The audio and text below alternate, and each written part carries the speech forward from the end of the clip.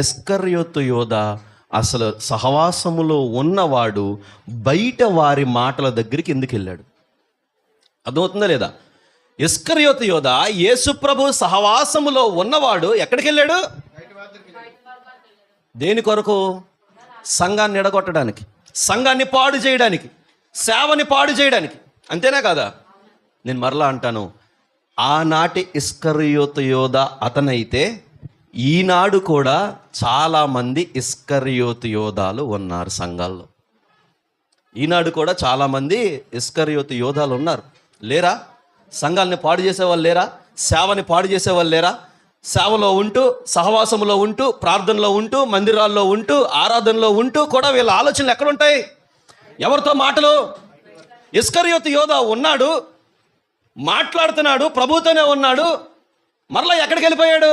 యేసు ప్రభుని మీకు అప్పగించాలి. నీకు ఏంటి అవసరం అప్పగించడానికి?